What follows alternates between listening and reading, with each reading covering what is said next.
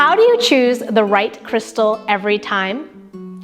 My name is Sheila Satin, and I'm the co-owner here, along with my sister Lisa, at the Satin Crystals Boutique. And today, I'm going to show you several methods on how to easily choose your next crystals. So whether you're a beginner who needs some guidance, or if you're a seasoned healer and you're just overwhelmed by all of the crystal options.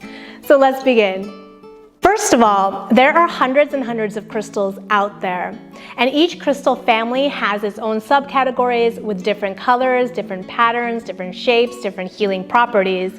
So I've been doing this for almost 2 decades, and I still don't even know half of the crystals out there. So don't get overwhelmed, don't worry. I'm going to show you 4 different ways on how you can easily choose your next crystal for healing. The number 1 way to choose crystals is to use your intuition. Your intuition is your inner knowing, your connection to your higher self and your subconscious mind. And this is where all of your answers lie. Your intuition is developed at the third eye chakra. So the third eye chakra is right between your 2 physical eyes, and you want to make sure that this is always balanced. To find ways on how you can balance your third eye chakra with crystals and other activities, make sure to check out our third eye healing article at Satin Crystals. Now, let's try an easy practice to open up and trust in your intuition. So I want you to close your eyes right now. Just close your eyes, relax your mind, and take 3 deep breaths. Let all of your other thoughts float to the background and concentrate on your third eye right at the center of your forehead.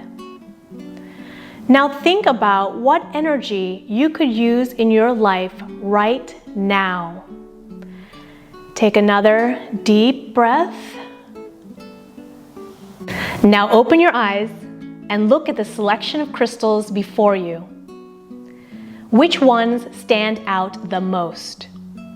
If you were to pick just one crystal, which one would you take home right now? Don't second guess yourself. Don't listen to any doubts. The very first crystals that your eyes were drawn to are the ones that you need right now. That is your intuition at work. If you need several of the stones that you see before you, that is perfectly fine as well. You just want to make sure that your ego and doubts don't get in the way. If so, that means your intuition is blocked and you need to do some work at your third eye chakra. The second method in choosing your crystals is to use a pendulum. And a pendulum is also accessing your subconscious mind. If you go to a metaphysical show or a gem fair, you might see people carrying their pendulums, which they have pre-programmed to ask yes or no questions. So they will just go over a table of crystals and they will ask either out loud or in their mind whether, is this the right crystal for me right now? And depending on the answer, they will hover over the crystal. So say I had programmed my pendulum to mean yes if it is going in a diagonal line like it is now. That would mean that I would need these red jasper stones in my life at this time.